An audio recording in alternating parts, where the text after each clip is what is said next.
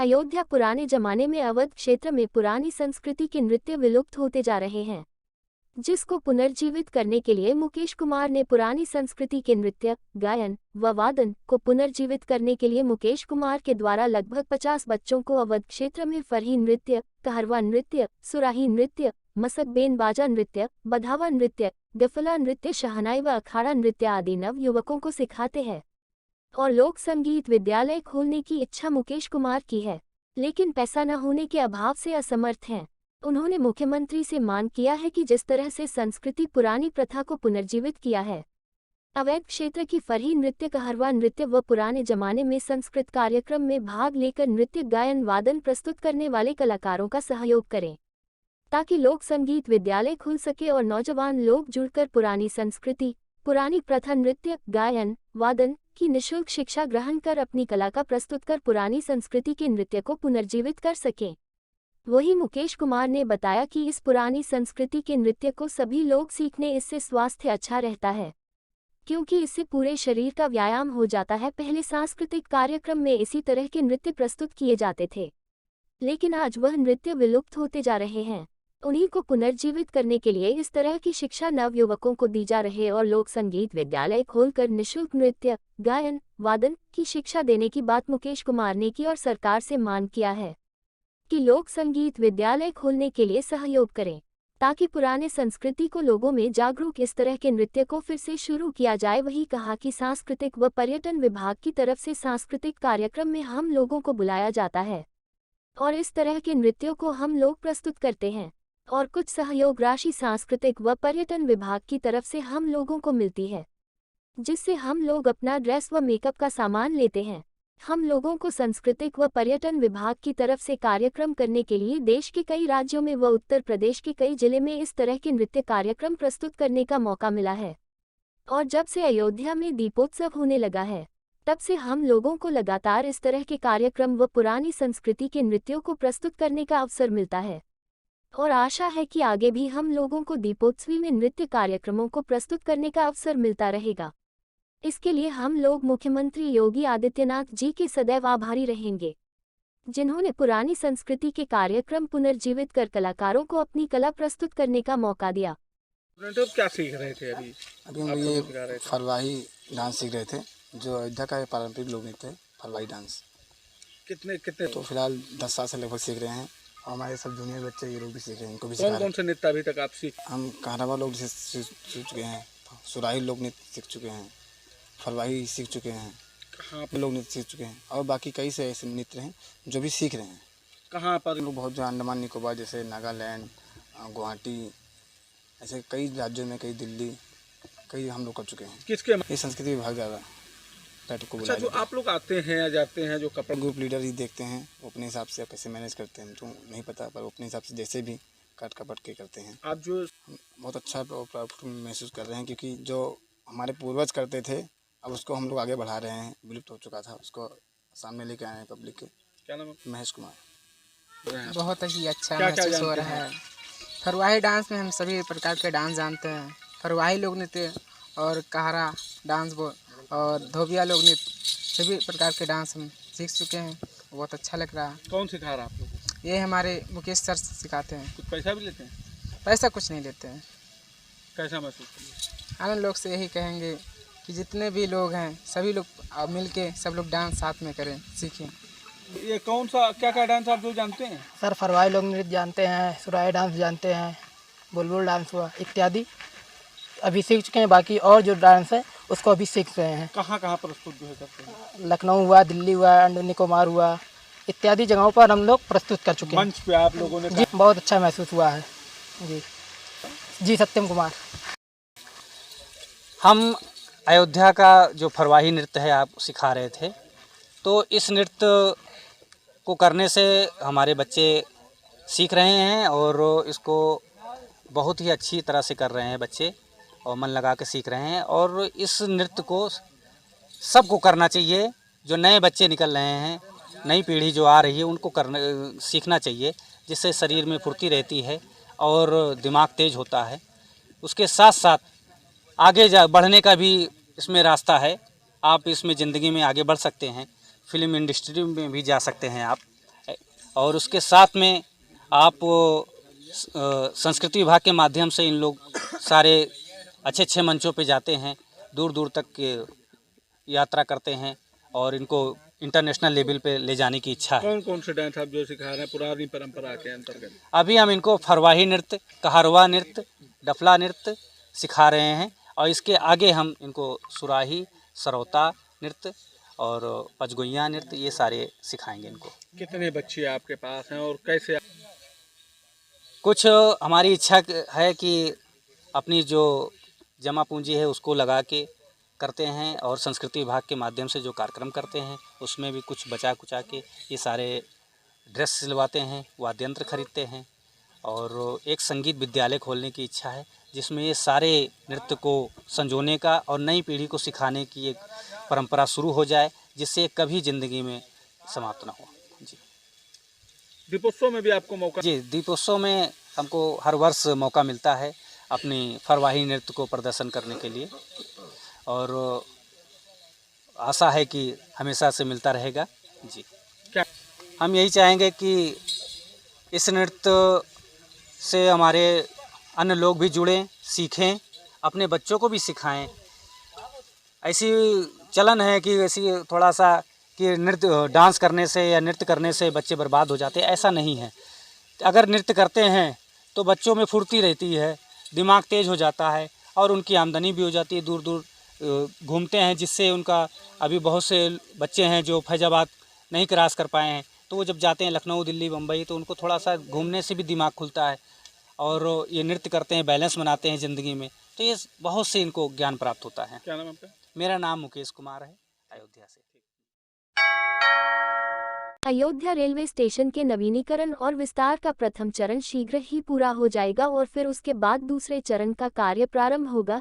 इसी के साथ ही अयोध्या धाम रेलवे स्टेशन व अयोध्या कैंट और दर्शन नगर रेलवे स्टेशन को भी विस्तारित और आवश्यक सुविधाओं से सुसज्जित किया जाएगा।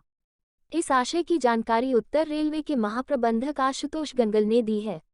महाप्रबंधक संबंधित रेलवे स्टेशन के निर्माण कार्य का आकलन करने आए थे। उन्होंने जानकारी दी अयोध्या रेलवे स्टेशन से संबंध रेलवे दोहरीकरण का कार्य अगले 12 मार्च तक पूर्ण हो जाएगा। उन्होंने कहा सलारपुर स्टेशन के पास बन रही गुड्स शेड और यार्ड का निर्माण भी अति शीघ्र पूर्ण हो जाएगा। महाप्रबंधक ने कहा अयोध्या रेलवे स्टेशन बहुत ही महत्वपूर्ण है और इसका निर्माण राम मंदिर निर्माण के साथ ही हो रहा है। लगातार इस पर विचार किया जा रहा है कि इस स्टेशन की कैपेसिटी कितनी बढ़ानी है। उन्होंने यह भी बताया कि अयोध्या से प्रयागराज रेलवे लाइन और मार्ग में पड़ने वाले रेलवे स्टेशनों को भी अपेक्षित यात्री सुविधाओं से सुसज्जित करने की प्रक्रिया शुरू कर दी गई है। उन्होंने कहा रेलवे स्टेशन के निर्माण में स्थानीय धार्मिक परिवेश का विशेष ध्यान रखा जा रहा है। महाप्रबंधक ने रेलवे स्टेशन के निरीक्षण के साथ ही श्री राम जन्मभूमि तीर्थ क्षेत्र ट्रस्ट के पदाधिकारियों और सदस्यों से बैठक भी की। ये अयोध्या आपको मालूम है अति महत्वपूर्ण स्टेशन है जिसमें मंदिर के निर्माण के साथ साथ रेलवे स्टेशन का निर्माण भी हो रहा है। निर्माण जो पुराना हमारा प्लान था उसके हिसाब से कंप्लीट हो चुका है। अब हम इसमें कॉन्कोर्स ऐड करने की प्रक्रिया कर रहे हैं और सेकंड फेज में फिर सेकंड एग्जिट भी बनाएंगे। तो इससे स्टेशन पर जो हमारी कैपेसिटी है वो हमें मैच करनी है जो एक्सपेक्टेड श्रद्धालु आएंगे उसकी संख्या से। उसके साथ साथ अयोध्या कैंट का भी हमने प्रपोजल बना के रेलवे बोर्ड भेजा हुआ है। उससे पहले हमारा यार्ड रिमॉडलिंग का जो कार्य है वो सेक्शन डबलिंग के साथ ऑलरेडी सैंक्शनड है और उसमें मेंटेनेंस फैसिलिटीज़ और ये सब जो सुविधाएं हैं जो ट्रेन के मेंटेनेंस के लिए बहुत आवश्यक होती हैं जिससे हम गाड़ियां चला सके ज़्यादा, वो हमारा चल रहा है। उसके साथ साथ आपको मालूम होगा जो गुड्स शेड की शिफ्टिंग है वो ऑलरेडी हो चुकी है सालारपुर में एक साइड पर और दूसरी साइड पे भी। तो इससे हमारा ये जो स्टेशन थे जो नॉन पैसेंजर यूज़ थे उससे ये फ्री हो चुके हैं। उसके साथ साथ हम लोग आज के निरीक्षण में पूरा आज हम लोगों ने मंदिर कमेटी में भी बातचीत करी, उनका आकलन लिया और उसके साथ साथ हम लोग अपनी कैपेसिटी मैच करने के लिए दर्शन नगर स्टेशन में भी योजना बना रहे हैं और पूरा आकलन करने के बाद राइट्स स्टडी कर रहा है जो मंदिर कमेटी ने नियुक्त किया है। राइट्स का हमारे साथ भी कार्य कर रहा है तो राइट्स का फोरकास्ट मिल जाएगा। उसके बाद हम लोग इसमें और इस क्षेत्र में कैपेसिटी बढ़ाने के लिए प्रपोजल्स भेजेंगे। उसके साथ साथ आपको मालूम है ये बाराबंकी अयोध्या होते हुए जाफराबाद का काम चल रहा है डबलिंग का और ये काम पैचेस में पूरा हो चुका है। इसे अगले इस साल के अंत तक या अगले साल मार्च तक हमारा कंप्लीट करने की योजना है। और एक गोमती नदी पे ब्रिज सैंक्शन नहीं था, वो भी अभी सैंक्शन के बहुत नज़दीक है। तो इसके साथ साथ पूरा सेक्शन ये डबल हो जाएगा, हमारी कैपेसिटी बढ़ जाएगी। एक और रूट जो इस सेक्शन को फीड करता है वो है प्रयागराज, सुल्तानपुर और अयोध्या कैंट। इस रूट में भी हम कैपेसिटी बढ़ाने के लिए आकलन कर रहे हैं कि कितनी कैपेसिटी इसमें आवश्यक होगी, और कुछ हॉल्ट स्टेशंस को रेगुलर स्टेशंस में कन्वर्ट करके हमें आशा है कि ये पूरा हो जाएगा। इसका भी आज हम लोग समीक्षा करके इस बारे में भी निर्णय लेंगे। देखिए, हर स्टेशन की जो डिज़ाइन है वो हम लोकल फैक्टर्स को ध्यान में रख के बनाते हैं, और इसमें आर्किटेक्ट को नियुक्त करते हैं बड़े स्टेशंस के लिए, जो अपना आकलन करके हम लोगों को डिज़ाइंस बना के देते हैं। उस पर हम लोग सेलेक्ट करते हैं। आपने अयोध्या जंक्शन स्टेशन की डिज़ाइन तो देखी ली है। हमारी चेष्टा यही है कि जो लोकल महत्वपूर्ण स्थल हैं उनका स्टेशन के आर्किटेक्चर में समावेश हो। शुरुआत कब से? देखिए, अति आवश्यक होता है कि स्टेशन एक ऐसी जगह है जहाँ पे ट्रेन का आवागमन होता रहता है, तो ये बहुत आवश्यक होता है कि लोग पटरियों के किनारे ना जाएं। तो to the extent it is necessary, वो लोगों को थोड़ा सा रेगुलेट करने की आवश्यकता होती है। ये हमारी आपसे भी, मीडिया से भी ये अनुरोध है कि अपने माध्यम से ये आप लोगों में संदेश दें कि ट्रेन्स में पटरी के पास में जाना बहुत खतरनाक हो सकता है, तो वो पटरी से दूर रहें। तो इसमें और आपस में स्टेशन में जो है ऑर्डरली तरीके से चलें, तो वो सबके लिए अच्छा रहेगा। चलिए, स्टेशन खुल गया है, उसमें हम लोगों ने एक कॉन्कोर्स ऐड कर दिया है उसमें, क्योंकि उससे कॉन्कोर्स से कैपेसिटी बढ़ जाएगी, और हमारा जब सेकेंड फेज होगा तो सेकेंड फेज से डायरेक्टली कनेक्ट हो जाएगा। तो अभी क्योंकि आम लोगों के लिए, देखिए ऐसा है, आम लोगों की जो कैपेसिटी है अभी हमारी एडिक्वेट है। अगर हम आज नहीं करें और जब संख्या बढ़ जाए उस समय रोक के करें, उसकी तुलना में अधिक उचित यह है कि आज हम उस काम को करें जिससे जब संख्या बढ़े तब हमारी पूरी तरह तैयारी हो। तो ये तो आप जितना काम बोला था उस समय तक हो गया था कंप्लीट। और ये अभी हम लोग कॉन्कोर्स वगैरह इसमें बनाने की दिशा में कार्य कर रहे हैं, और उद्घाटन भी उचित समय पर किया जाएगा, उसमें आप निश्चिंत रहें। सेकंड फेज के देखिए सर, जमीन एक्वायर एक जॉइंट प्रक्रिया होती है, हमारा निरंतर सभी संबद्ध पार्टियों से संपर्क बना रहता है उसमें। अयोध्या जिले में एक भीषण हादसे में 4 लोगों की जान चली गई। गुरुवार को एक सेल्समैन सड़क किनारे लोगों को कपड़े साफ करने वाले डिटर्जेंट पाउडर के बारे में बता रहा था। तभी इसी बीच अनियंत्रित पिकअप बाइक को टक्कर मारते हुए अन्य लोगों को चपेट में ले लिया, जिसमें 4 लोगों की मौत हो गई। जिसकी सूचना पर पुलिस मौके पर पहुंची और घायलों को अस्पताल पहुंचाने के साथ आगे की कार्रवाई में जुट गई। बता दें कि यह हादसा गुरुवार सुबह करीब 11 बजे कोतवाली रुदौली के मुजफ्फरा के पास NH 27 हाईवे किनारे एक सेल्समैन लोगों को डिटर्जेंट पाउडर दिखा रहा था। इसी दौरान अनियंत्रित पिकअप ने बाइक को टक्कर मारते हुए पलट गई। हादसे में एक महिला, एक युवती, एक बच्चा और सेल्समैन की मौत हो गई, जबकि 2 घायल हैं। घायलों को अस्पताल में भर्ती कराया गया है, जहां उनका इलाज चल रहा है। वहीं मृतकों के शव को पुलिस ने कब्जे में ले लिया है। इस हुए हादसे की जानकारी देते हुए क्षेत्राधिकारी रुदौली सत्येंद्र भूषण तिवारी ने बताया कि थाना रुदौली क्षेत्र मुजफ्फरा के पास NH 27 हाईवे पर सड़क दुर्घटना की घटना में पुलिस द्वारा की कार्यवाही की जा रही है। तो वहीं दूसरी भी NH 27 हाईवे पर एक और हादसा देखने को मिला, और कार बाइक में टक्कर हुए और अनियंत्रित होकर कार पलट गई, जिसमें 3 डॉक्टर हादसे का शिकार हो गया। लखनऊ से अयोध्या जिला अस्पताल ड्यूटी करने 3 डॉक्टर आ रहे थे। वहीं रुदौली क्षेत्र में हुई दोनों घटना का मुख्यमंत्री योगी आदित्यनाथ ने जनहानि पर गहरा दुख व्यक्त किया है।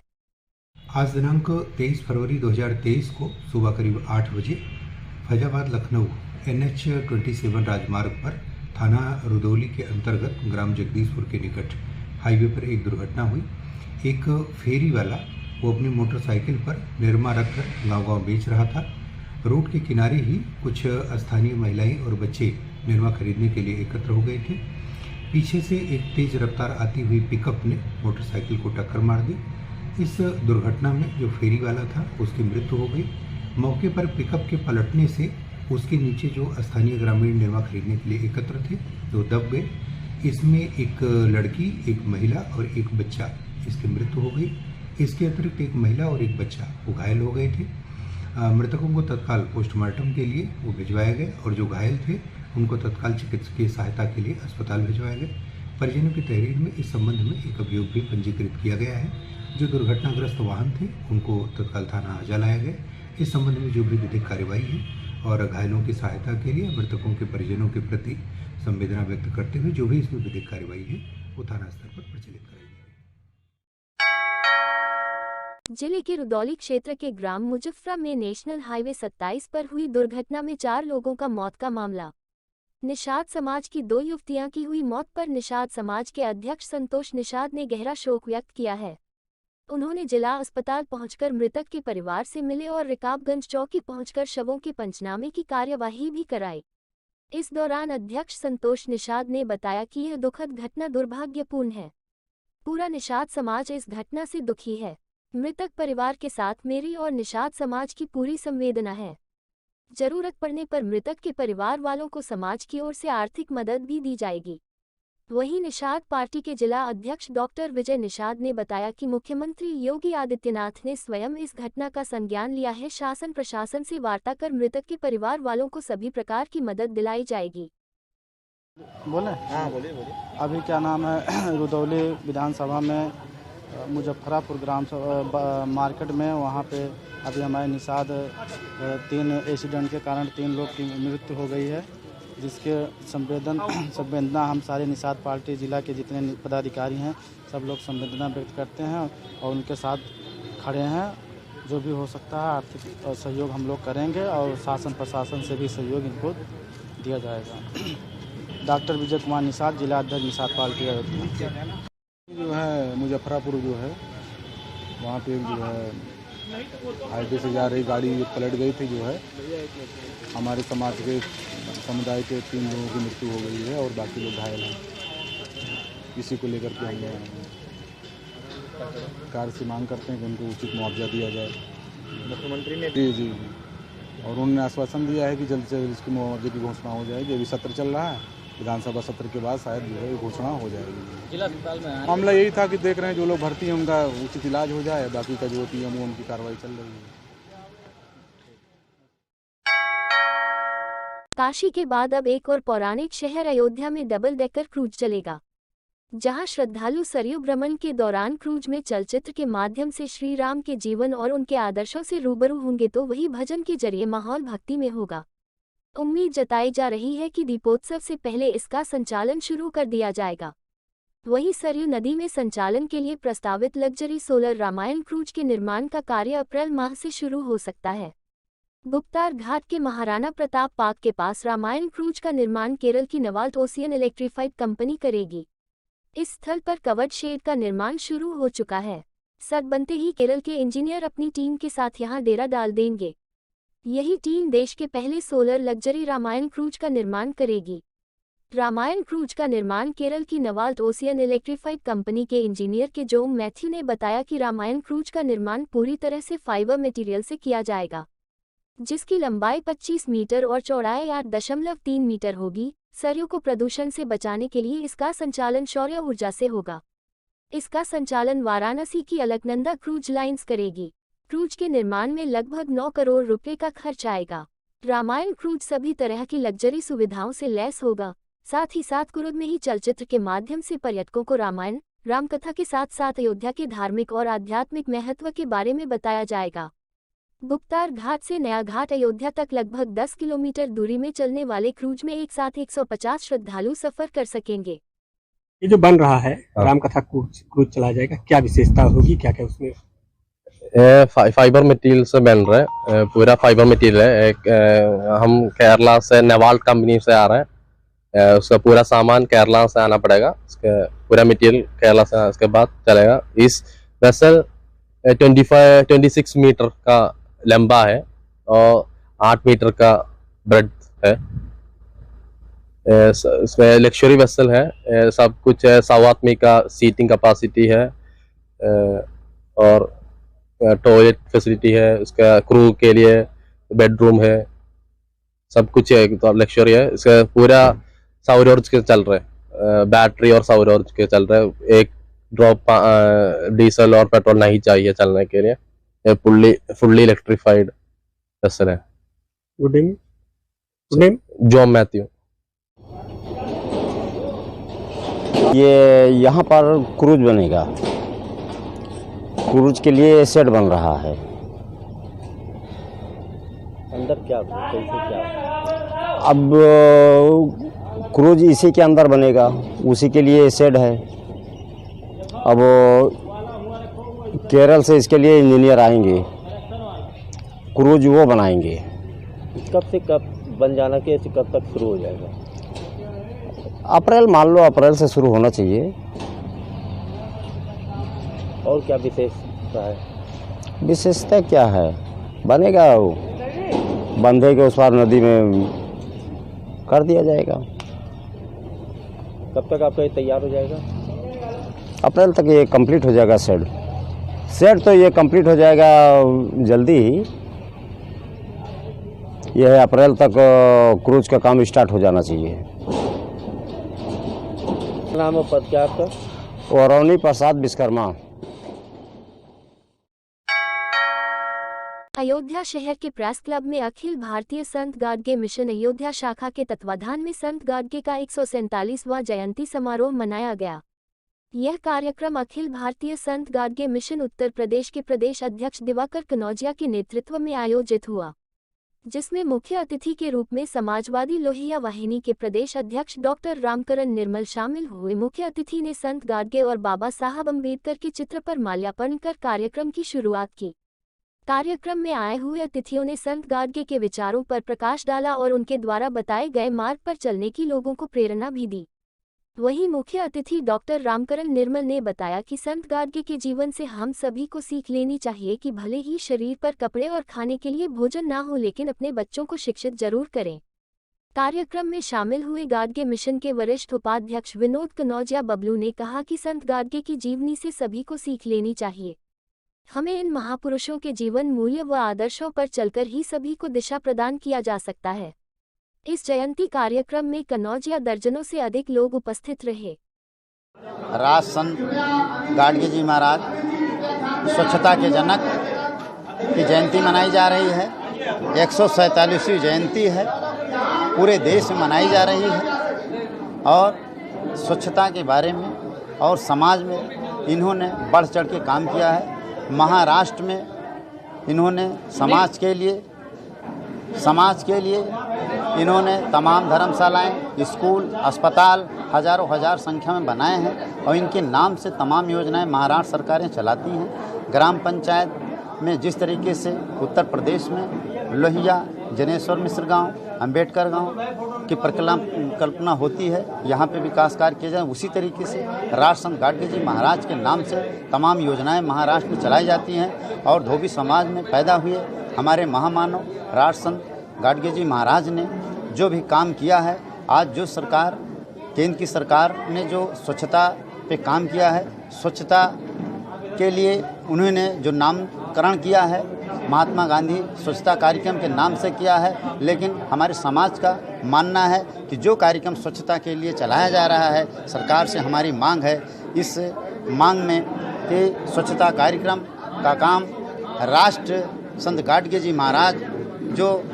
स्वच्छता के जनक कहे जाते हैं, उनके नाम से मनाया जाए। और ये स्वच्छता कार्यक्रम राष्ट्र लेवल पे हम लोग स्वच्छ समाज से जुड़े हुए हैं, इसलिए हमारे महामानव राज संत गाडगे जी का मान सम्मान बढ़ाया जाए ताकि हम लोगों की समाज में भागीदारी। गाडगे जी का आज जन्मदिन है और उनके द्वारा किए गए कार्यों को, उनके त्याग को, उनके बलिदान को याद करते हुए आज पूरे देश में उनके जो कार्य थे, जो उन्होंने स्वच्छता को सबसे पहले प्रायोरिटी दी और शिक्षा को, उन्होंने जिस तरह अपना पूरा जीवन स्वच्छता को लेकर समर्पित किया, आप देखेंगे कि उनका जीवन एक संदेश है। और उनके पास कोई संसाधन ना होते हुए कम से कम 31 शिक्षण संस्थान उन्होंने खोले। उसके बाद 100 से ऊपर अन्य जैसे धर्मशालाएं, अस्पताल, ऐसे तमाम चीज़ बनाए जो गरीब दुखियों के लिए, विधवाओं के लिए, अनाथों के लिए उन्होंने कार्य किया। तो उनकी शिक्षा पे, उनके कार्यों को आज प्रकाश डाला जाएगा और आप देखेंगे पूरे उत्तर प्रदेश में और पूरे देश में उनकी आज जयंती मनाई जा रही है। और जयंती मनाने का पर्पज़ यही होता है कि हम अपने महापुरुषों से, उनके त्याग और बलिदान से सीख लें और समतामूलक समाज का निर्माण करें। जिस तरह आज देश में प्रदेश में आप देखते हैं कि नफ़रत की एक बयार बही है, जिस तरह आप देख रहे हैं कि दलितों और पिछड़ों पे अपराध अत्याचार बढ़ा है, उनके आरक्षण पे हमला हो रहा है, तो आज राज संत गाडगे साहब, बाबा साहब भीमराव अंबेडकर, महात्मा ज्योतिबा फूले से तमाम महापुरुष जिन्होंने समतामूलक समाज के निर्माण का सपना देखा था, उनके सपनों पे चल करके भारत का निर्माण करने का समय आ गया है और नफरती ताकतों को हराने का समय आ गया है। समाज को राज संत गाडगे के कामों से सीख लेना चाहिए और शिक्षा पे अग्रसर होना चाहिए और वैज्ञानिक दृष्टिकोण अपनाना चाहिए, तार्किक दृष्टिकोण अपनाना चाहिए, जिससे समाज का उन्नति होगी, प्रगति होगी और आने वाली जनरेशन के लिए चाहे वो देश और विदेश में जहाँ भी संभव हो सके, जैसे राज संत गाडगे ने कहा था कि आपके पास अगर कपड़े ना हो, आपको अगर हाथ में भी रख के खाना पड़े और बर्तन बेच देना पड़े, लेकिन फिर भी आप अपने बच्चों को शिक्षा दीजिए और बच्चों को अच्छी से अच्छी शिक्षा दे करके समाज के मुख्य धारा में जोड़ने का काम करें। और समाज का यही संदेश है कि राज संत गाडगे के जीवन से सीख लें, स्वच्छता और शिक्षा पे ज़्यादा फोकस करें और समाज की उन्नति में अपना योगदान दें। मैं रामकरण निर्मल, प्रदेश अध्यक्ष।